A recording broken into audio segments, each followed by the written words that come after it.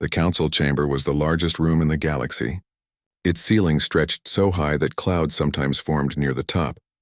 Thousands of alien species sat in their designated seats, arranged in perfect circles that went up and up like a massive theater. At the center stood the speaking platform, where Council President Veltok was giving another long speech about trade regulations. Daiwan sat in the human section with his team. He wore the standard gray uniform that all human delegates wore. His hands rested on his knees and his face showed no emotion. Next to him sat Jiho, the head of human engineering operations. Behind them were 50 other human representatives, all sitting perfectly still. Veltok droned on. His voice echoed through the chamber. And so we must consider the taxation rates for Outer Rim shipments. The proposal suggests a 7% increase. Daiwan had heard this same speech 12 times before. The council loved to talk. They would spend months debating a single percentage point. Meanwhile, humans were the ones who actually kept everything running. They fixed the power systems. They maintained the defense shields. They cleaned the water and grew the food. But the council never acknowledged this work. To them, humans were just useful servants. Daiwan looked at his communication device. Messages were coming in from every human facility across council space. Everyone was ready. All ships were prepared. Every human in the galaxy had received their instructions. They had planned this moment for 3 years, working in complete secrecy. Veltok continued talking. The Zorvian delegation wishes to add an amendment regarding precious metal exports. A tall, thin alien with purple skin stood up. This was Ambassador Kelvin from the Zorvian Empire. "We cannot accept these terms," he said in his clicking language. The translation devices everyone wore converted his words into thousands of languages simultaneously. "Our economy depends on these exports." Another alien stood, this one short and covered in green scales. "The Zorvians always complain. They control half the metal mines in the galaxy. They can afford the tax," the arguing began. This would go on for hours. Daiwan had seen it countless times. The council members loved to fight with each other. They would shout and threaten and make dramatic speeches. Eventually they would vote and nothing would really change. Then they would start the same argument again next month. Daiwan looked at Jiho. She gave him a small nod. It was time he stood up. The movement was sudden enough that a few nearby aliens glanced his way. In the council chamber, you were supposed to request permission to speak. You had to press a button and wait for your name to be called. Sometimes humans waited for days before being acknowledged. Daiwan did not press the button. He simply walked toward the exit. His footsteps echoed on the polished floor. Jiho stood and followed him. Then the next human. Then the next. All 50 humans in the chamber rose from their seats and walked toward the doors. They moved in perfect silence, their faces calm and neutral. The arguing stopped. Veltok turned to watch them. "What is the meaning of this?" he demanded. "The human delegation does not have permission to leave." Daiwan did not answer. He kept walking. The massive doors slid open automatically, and the humans filed through. As they left, Daiwan could hear the confused murmuring behind them. Aliens were asking each other what was happening. Some laughed, thinking it was a joke. Others seemed annoyed that the humans had interrupted the session. Outside the chamber, thousands of humans were already moving through the council complex. They came from every department. Engineers left their posts. Medical staff walked out of hospitals. Teachers left their classrooms. Administrators abandoned their offices. Every single human was leaving at the exact same moment. Daiwan led his group through the wide corridors. Aliens stared at them as they passed. Some called out asking questions. The humans did not respond. They just kept walking with calm, measured steps. They reached the main entrance. The council complex was a city-sized structure that floated in space, connected to nothing. Thousands of ships docked at its ports every day. The human vessels were all clustered in one section, as they had been for decades. Daiwan's personal shuttle waited for him. He climbed aboard without looking back. Through the window he could see other humans boarding their own ships. Families with children. Old workers who had spent their entire lives serving the council. Young engineers who had only just arrived. All of them were leaving. The shuttle lifted off.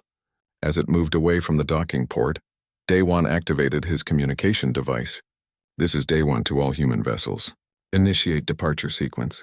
Destination, home. Across the entire council space, the response came back in thousands of voices. Confirmed. Initiating departure. Daewon watched through the window as the scene unfolded. Every human ship began to move at once. Small personal shuttles, massive transport vessels, engineering barges, medical ships. They all pulled away from their docking stations and turned toward the edge of council territory. The sight was beautiful in its coordination. Thousands of ships moving as one, creating a river of light against the darkness of space. Behind them, the council complex erupted into chaos. Alarms were sounding. Security forces were trying to figure out what was happening. Council members were rushing to communication centers, demanding explanations. But the humans offered none. They simply flew away, their ships accelerating to faster and faster speeds. Daewon sat back in his chair. Jiho sat next to him, a slight smile on her face. "Do you think they understand yet?" she asked. "No," Daewon said quietly. "They will not understand for a while. They think we are servants. They think we need them. They will learn the truth soon enough." The shuttle passed through the outer boundary of council space. Behind them, the light of the council complex grew smaller and smaller. Ahead lay the vast darkness of unexplored space, and beyond that, the new human worlds that the council did not even know existed. Daewon closed his eyes. After 200 years of service, humanity was finally free. They had asked for recognition. They had requested fair treatment. They had proposed equal representation. Every request had been denied or ignored. So now they were leaving, and they were taking all their knowledge and skill with them. The council would realize their mistake soon. But by then it would be far too late. 3 days had passed since the humans left. Veltok sat in his private office, staring at reports that made no sense. Every screen in front of him showed red warning symbols. His 3 hands trembled as he tried to understand what was happening. The first problems had started 6 hours after the human departure. A power grid failed on the mining world of Kelvris 9. The local authorities assumed it was a minor technical issue. They sent their own engineers to fix it, but the engineers could not figure out what was wrong. They looked at the human-designed systems and felt lost. Nothing worked the way they expected. Then another power grid failed. Then another. Within 2 days, 17 worlds had lost primary power. Billions of citizens were living in darkness, relying on emergency backup systems that were never meant to run for more than a few hours. Veltok called an emergency council meeting. The chamber was full, but instead of the usual confident speeches, there was only fear. The Zorvian ambassador stood at his seat, his purple skin looking pale. "My homeworld has lost all communication satellites. We cannot contact our colonies." "What is happening?" A small furry alien from the Pelvin cluster stood up next. "Our medical facilities are shutting down. The life support systems are failing. We have thousands of patients who will die if we cannot restore the equipment." More voices joined in. Everyone had similar stories. Systems were failing across the galaxy. The technology that the Council had relied on for centuries was breaking down, and nobody knew how to fix it. Veltok raised his hand for silence. "We must contact the humans. We need them to return and repair these systems." "They will not answer our calls," said an advisor standing next to him. "We have sent 3,000 messages. None have received responses." "Then we must understand the systems ourselves," Veltok said. "Surely the humans left documentation. They must have written down how everything works." The advisor shook his head. "We are trying, Mr. President, but the documentation is incomplete. It seems the humans only wrote down basic information. The complex details, the real knowledge, they kept that to themselves." Veltok felt a cold sensation in his chest. The humans had been clever. They had not sabotaged anything. They had simply left, taking their knowledge with them. And now the Council was discovering how much they had depended on that knowledge. He ordered his staff to search through human facilities. Teams of aliens went to the places where humans had worked. They found empty offices and abandoned laboratories. Most equipment was gone, taken by the humans when they left. What remained was often incomprehensible. On the science station orbiting Telvan 4, a team of researchers found a laboratory that had belonged to a human scientist named Hana. Her name was still on the door. Inside, the workspace was clean and empty. But they found one thing: a notebook left on the desk. The team leader, an insect-like alien named Chivos, carefully opened the notebook. The pages were filled with handwritten notes in human script. The translation devices could read it, but understanding it was different. Chivos read through page after page. Hana had been working on energy efficiency problems. The council had been facing power shortages for decades. Every solution they tried only worked temporarily. But according to these notes, Hana had solved the problem 3 years ago. The solution was elegant and simple. She had redesigned the power distribution nodes to operate in a cascading pattern, rather than a linear one. It reduced energy loss by 40%. Chivos felt his mandibles click in amazement.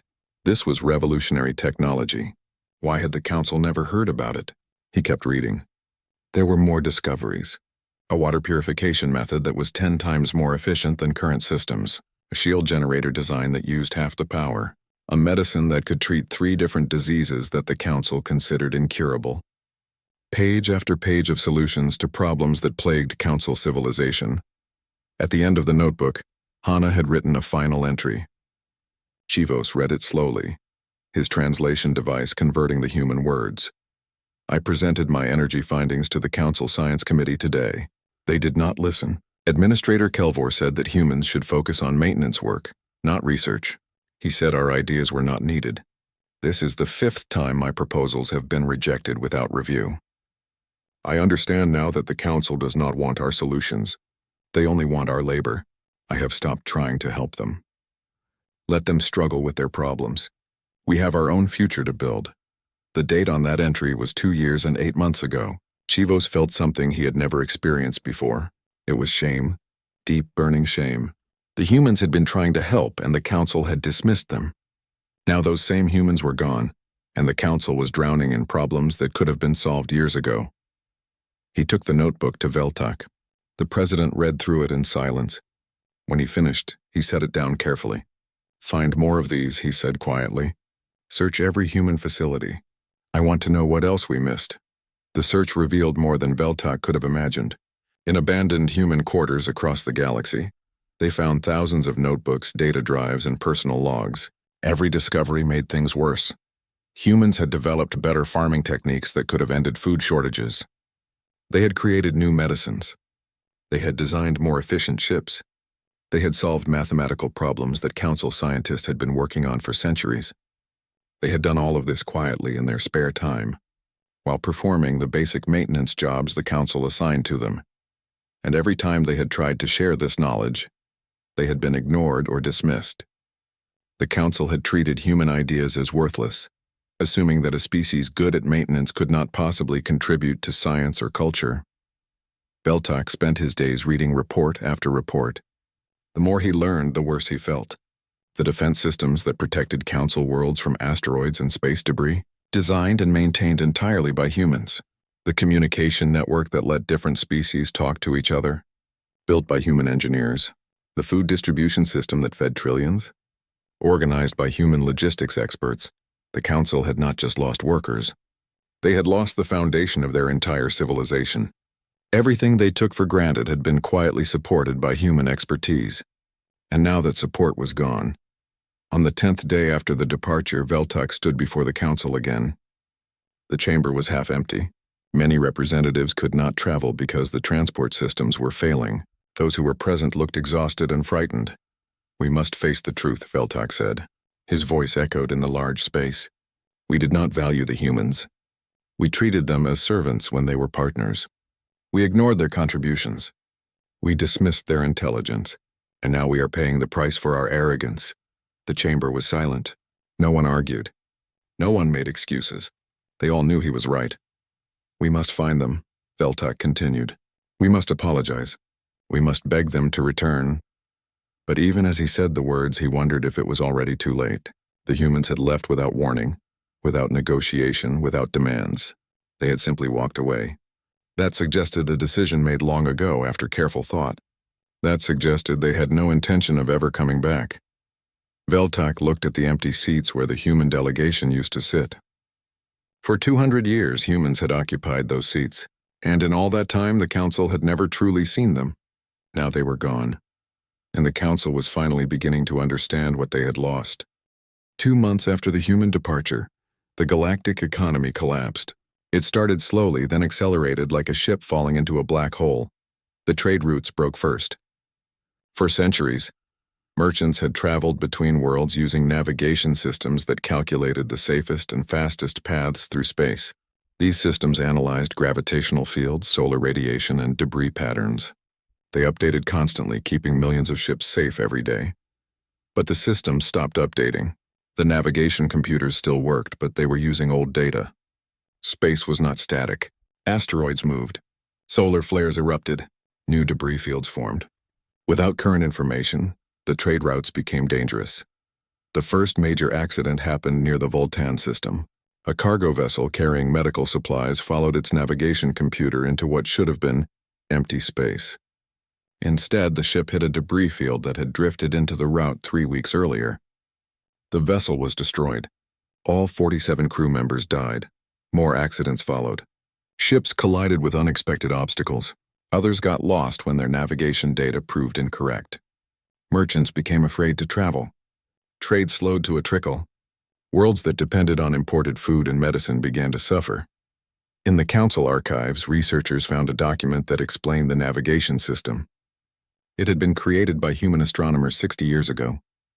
A team of 300 humans had worked constantly, monitoring space conditions and updating the navigation data every 6 hours. When the humans left, they took that knowledge with them. The system now ran on outdated information and nobody else knew how to update it. The food crisis came next. The Council controlled thousands of agricultural worlds. Each world grew different crops suited to its climate and soil.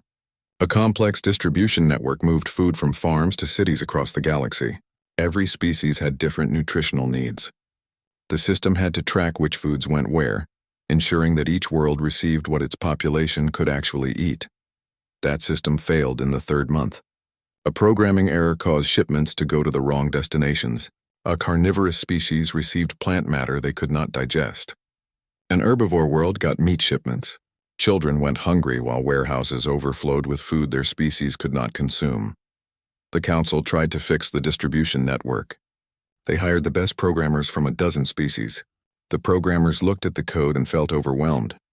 The system was incredibly complex with millions of lines of programming that interconnected in ways they could not follow. Whoever designed this had been brilliant. They found comments in the code, little notes left by the programmers. Many were signed by a human named Hyun. The comments explained what each section did, but they assumed the reader already understood the basic architecture. It was like reading instructions for building a house when you had never seen a house before. One programmer, an 8-limbed creature called Talk, spent days trying to understand a single function. Finally, he found a longer comment that Hyun had written. It said, "This section handles nutritional compatibility checking. It cross-references the biological database with shipping manifests. If you are reading this and cannot understand how it works, you should not be modifying it. Contact the human programming team for assistance." Talk wanted to laugh, but he could not. There was no human programming team anymore. They were gone and the food distribution system was dying. The Council issued emergency rations. They simplified the distribution network, sending basic food to every world regardless of species compatibility. Billions of citizens received food they could not properly digest. It kept them alive, but many became sick. Hospitals filled with patients suffering from malnutrition despite having full stomachs. The medical crisis was even worse. Council hospitals depended on advanced equipment. Diagnostic scanners, surgical robots, life support systems. All of it was complex technology that required regular maintenance and calibration. The equipment began to fail. A diagnostic scanner on Prelvin 7 started giving incorrect readings. Doctors misdiagnosed patients because they trusted the machine. People died from treatable conditions because the scanner said they were healthy. Engineers tried to recalibrate the machine but did not know how. The manual was written in technical language that assumed the reader understood the underlying principles. Without that understanding, the instructions were meaningless. Similar problems spread across the galaxy. Surgical robots developed timing errors, moving too fast or too slow during operations. Life support systems shut down unexpectedly. Medical synthesizers produced medicines with incorrect dosages. The Council sent teams to study the equipment in human hospitals. Those facilities were now abandoned, but the equipment remained. The teams found machines that worked perfectly. The human hospitals had backups for the backups, redundant systems that kept everything running even if multiple components failed. But understanding how to build such systems was different from admiring them. The council teams could see what the humans had done, but not how they had done it. The knowledge gap was too vast. Communication systems failed next. The galaxy had thousands of species, each with their own language. Translation devices made communication possible. You spoke in your language, and the device converted it to the listener's language in real time. It was technology so common that nobody thought about it anymore. The devices started making errors, small ones at first. A word translated incorrectly, a phrase that did not quite make sense. But the errors multiplied. Conversations became confusing. Diplomatic meetings turned into disasters when translators conveyed opposite meanings. The Zorvian ambassador tried to say, "We agree to these terms," to a Pelvan diplomat. The translation device converted it to, "We reject your proposal completely." The Pelvan were offended. The Zorvians were confused. A trade agreement that should have been simple collapsed into accusations and threats. Investigation revealed that the translation databases needed constant updating. Languages evolved. New words appeared. Context and idioms changed. A human linguist named Jin Wu had managed the translation systems for 30 years. He had a team of 200 human linguists who updated the databases, tested new translations, and refined the algorithms. Jin Wu had left extensive documentation, but it was incomplete. His notes said things like update contextual markers quarterly and review idiom database when cultural references change. But the notes did not explain how to know when cultural references had changed, or what contextual markers actually meant. Without human linguists, the translation systems degraded. Species could no longer communicate reliably. Misunderstandings became common. Trust between different species began to break down. The council complex itself started to fail. The massive space station had been humanity's greatest engineering achievement for the council. It generated its own power, recycled its own air and water, and maintained perfect environmental conditions for hundreds of different species. The life support systems began to malfunction. Some sections became too hot. Others grew too cold. Air quality declined. Water recycling slowed, forcing rationing. The station that had housed millions now struggled to support thousands. Veltak walked through empty corridors. Most council members had returned to their homeworlds, unable to tolerate the deteriorating conditions. The great chamber where they used to debate now sat dark and silent. Emergency lighting cast strange shadows on the walls. He entered the old human residential section. These rooms had once housed thousands of human workers and their families. Now they were empty. Veltak walked through a typical human apartment. It was small but comfortable. There were pictures on the walls showing human families. Children smiling, adults laughing together. On a desk, he found another notebook. This one belonged to someone named Boram. She had been a maintenance worker, assigned to repair basic equipment. Her notes were simple, written in clear language. She described her daily work, fixing air filters, replacing worn parts, checking safety systems. The final entry said, "My son asked me today why we work so hard for people who do not respect us. I did not have a good answer. We do this because it needs to be done and we are good at it. But he is right to question. Perhaps it is time to do this work for ourselves instead. We have given the council 200 years. That is enough." Veltak closed the notebook carefully. He understood now. The humans had not left out of anger. They had left because they finally realized their worth. The council had treated them as servants for so long that the humans had begun to believe it themselves. But eventually they had recognized the truth. They were not servants. They were the masters of technology and organization. They were the ones who made everything work, and now they were gone. The galaxy was falling apart without them, and the council had no one to blame but themselves. 6 months after the departure, Veltak assembled a team for a desperate mission. They would find humanity and convince them to return. They had to. The alternative was watching galactic civilization collapse completely. The team consisted of 20 ambassadors from different species. Veltak led them personally. They loaded their ship with gifts, precious metals, rare artifacts, and formal apologies written in every language. They prepared speeches promising better treatment, equal representation, and fair compensation. The first problem was finding humanity. The humans had left no forwarding address. Their ships had flown beyond Council space into unexplored territory. The team followed the trajectory of the human fleet, jumping from system to system, searching for any sign. They found nothing for weeks. Empty space stretched in all directions. The navigation systems struggled without human updates. Twice they nearly flew into hazards that should have been marked on their charts. The team began to understand how much they had depended on human knowledge just to travel safely. On the 31st day, their sensors detected something, a small satellite orbiting a distant star. They approached carefully. The satellite was clearly human-made with clean lines and efficient design. It broadcast a simple message on repeat. Council vessels are not welcome beyond this point. Turn back. Veltak ordered the ship to continue. They had come too far to give up now. The pilot, a nervous creature named Skiv, expressed concern. "Sir, if the humans do not want us here, perhaps we should respect that." "We must try," Veltak said. "The entire galaxy depends on it." They passed the satellite and entered human territory. The stars here looked the same as anywhere else, but the space felt different. They detected more satellites. A network of monitoring stations watched their every move.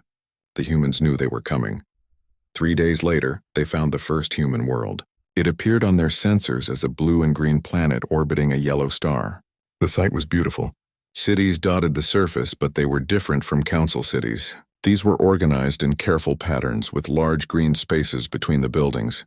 The team could see farmland, forests, and clean rivers even from orbit. Veltak sent a message. "This is Council President Veltak. We come in peace, seeking dialogue with humanity. We wish to discuss the possibility of renewed relations." The response came quickly. A calm human voice spoke in perfect Council standard. "This is Port Authority Control. You are in human sovereign space. State your business. We wish to speak with your leaders. We have important matters to discuss." There was a long pause. Then, "You may land at the designated coordinates. A representative will meet you. No weapons are permitted on the surface. Your ship will be monitored at all times." The team landed at a small spaceport outside a human city. As they left their ship, they saw human workers moving cargo, repairing equipment, and managing operations. Everything ran smoothly with practiced efficiency. There were no aliens here. Just humans working together, building their own civilization. A woman waited for them at the landing pad. She wore simple clothes, dark pants, and a light jacket. Her expression was neutral and professional. "I am Taimin," she said. "I represent the human government in this sector. Follow me." Taimin led them through the spaceport. The team looked around in wonder. Everything was clean and organized. Human children played in a nearby park, laughing and running. Adults walked past, going about their daily business. Nobody stared at the alien visitors. Nobody seemed impressed or intimidated by their presence. They reached a meeting room in an administrative building. It was simple, with a long table and comfortable chairs. The walls were decorated with images of Earth, humanity's original homeworld. Taimin gestured for them to sit. Veltak began his prepared speech. "On behalf of the Galactic Council, I wish to apologize for—" Taimin held up her hand. "Save your speech. We know why you are here. The answer is no." Veltak felt his confidence crumble. "Please let me explain. We recognize that we treated humanity poorly. We were wrong to dismiss your contributions. We are prepared to offer full council membership, with voting rights and equal representation. You offer this now because you need us," Taimin said calmly, "not because you respect us. There is a difference." "We do respect you," Veltak insisted. "We understand now how much you contributed. We took you for granted, and that was a terrible mistake." Taimin leaned back in her chair. "For 200 years, humans served the Council faithfully. We maintained your systems. We solved your problems. We made your civilization possible. And what did we receive in return?" She did not wait for an answer. "We were given the smallest seats in the Council chamber. Our proposals were ignored. Our scientists were told to focus on maintenance instead of research. Our children were taught that serving the Council was the highest honor they could achieve. We were treated as tools, not as equals." "That will change," Veltak said desperately. "We promise things will be different." "Will they?" Taimin asked. "What happens in 50 years when your systems are running smoothly again? Will you still see us as equals, or will you gradually slip back into old habits, taking our work for granted once more?" Veltak had no answer. In his heart, he feared she was right. Taemin stood and walked to the window. Outside, the human city stretched to the horizon. "Let me show you something," she said. She brought up a display screen. It showed statistics and graphs.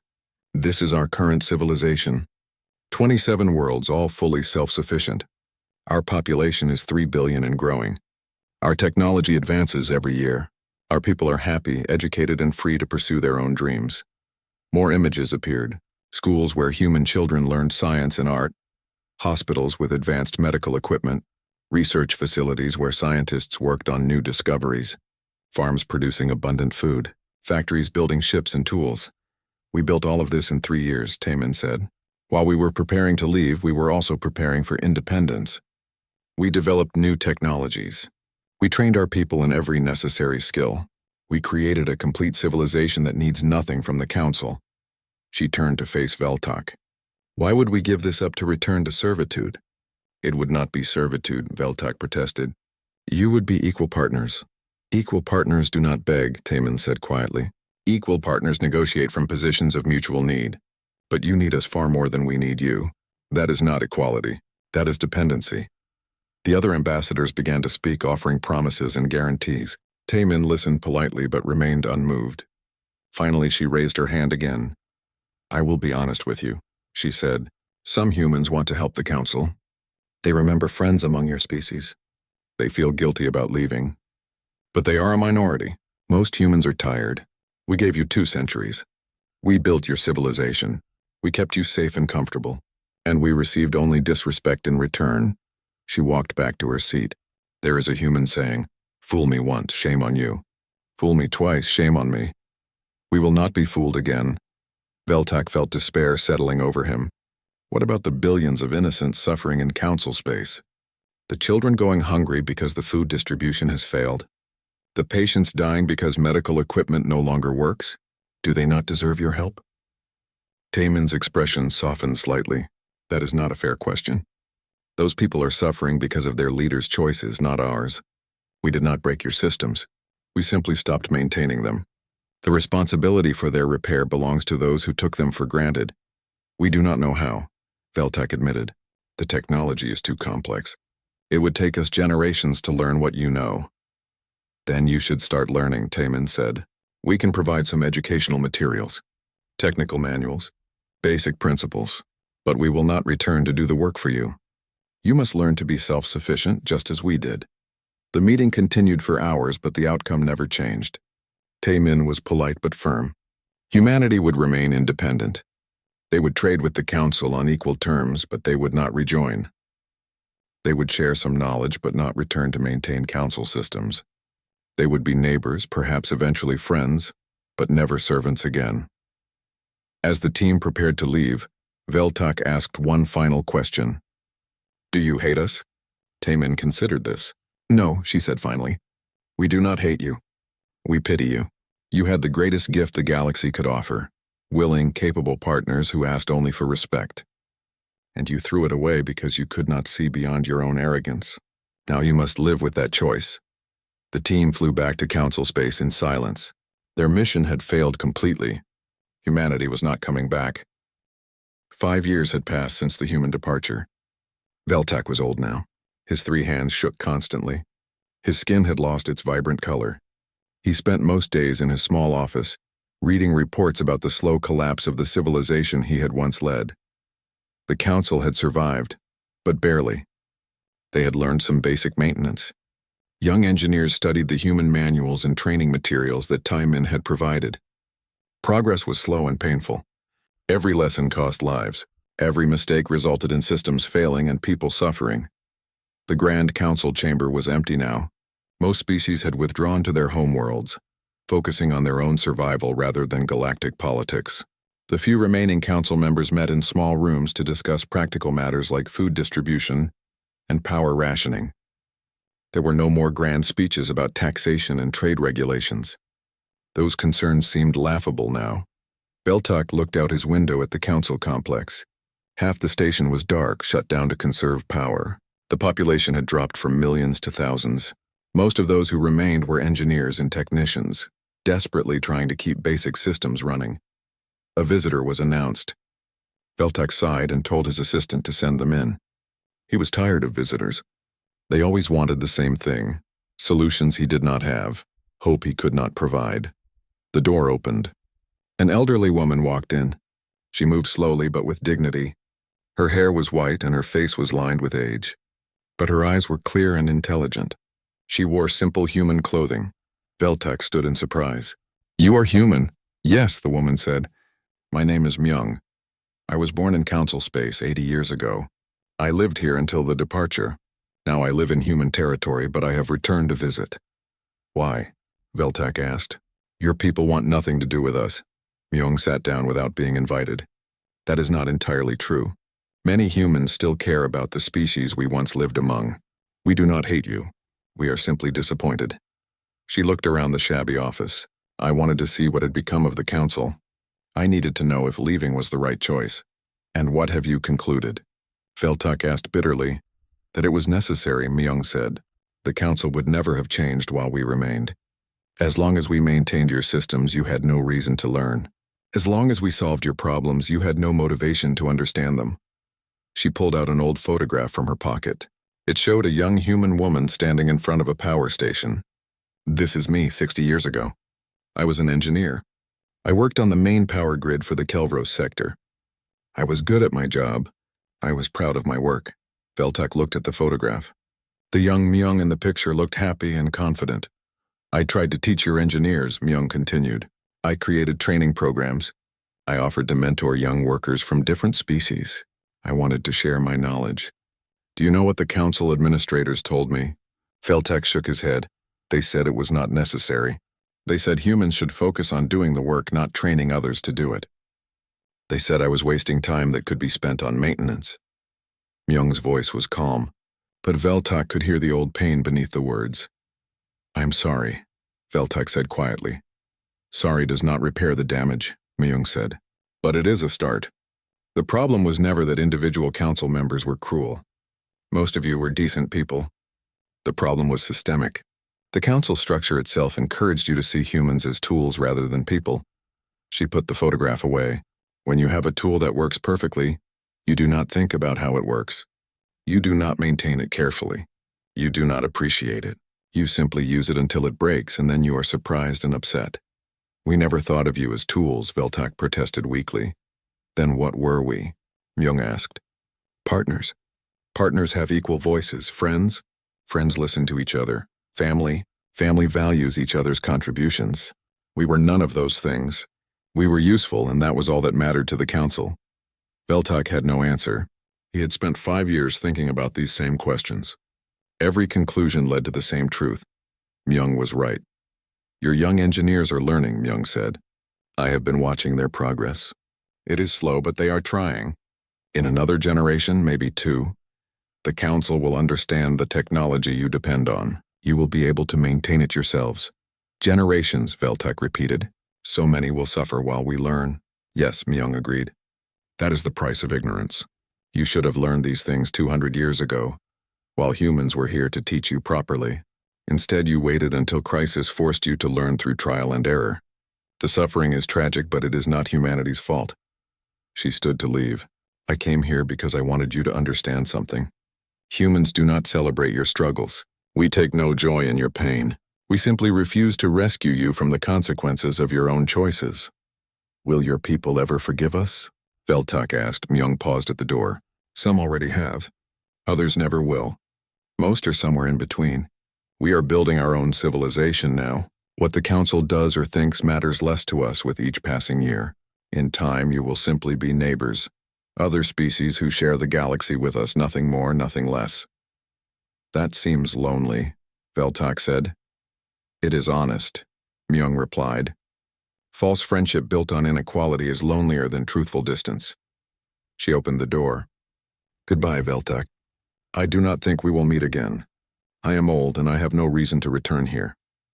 After she left, Veltek sat alone in his office. He thought about everything that had happened. The centuries of human service. The countless contributions ignored. The warnings unheeded. The departure that should have been predictable but somehow still came as a shock. He opened his computer and began to write. Not a report or a memo, but a personal document, a history of what had really happened, told honestly for the first time. Future generations needed to understand the truth. He wrote about humanity's arrival at the Council 200 years ago. They had been a young species, eager to join the galactic community. They had offered their skills in exchange for knowledge and friendship. The Council had accepted their skills but provided little knowledge and less friendship. He wrote about the early years, when humans had quickly proven themselves invaluable. They were adaptable, clever, and hardworking. They learned quickly and taught themselves what they were not taught. They saw problems others missed and fixed them without being asked.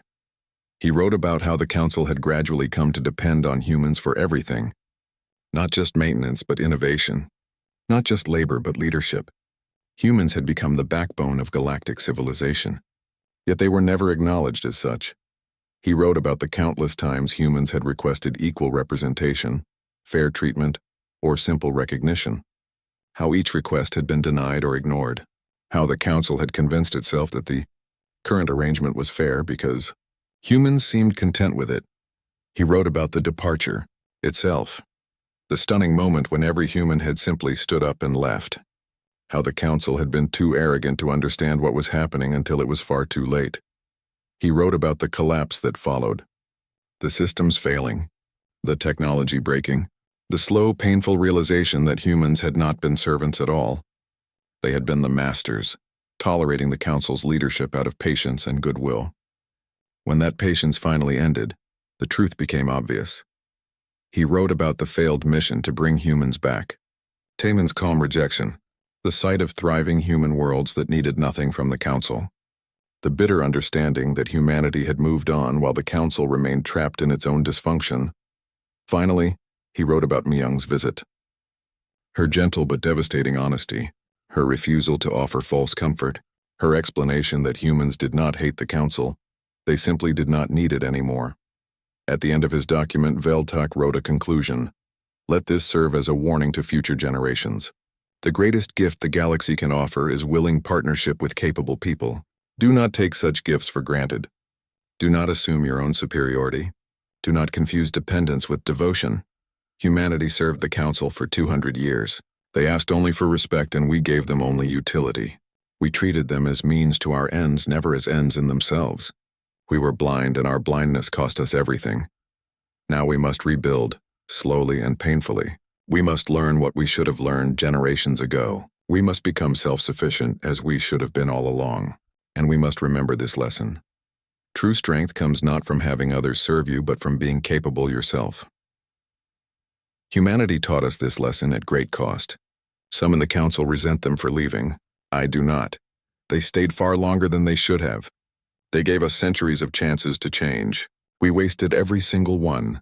The blame is ours alone. The consequences are ours to bear. And the memory of our failure must be preserved, so that future generations never repeat our mistakes.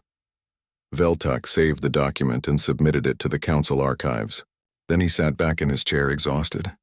Outside his window, the lights of the Council complex flickered and dimmed.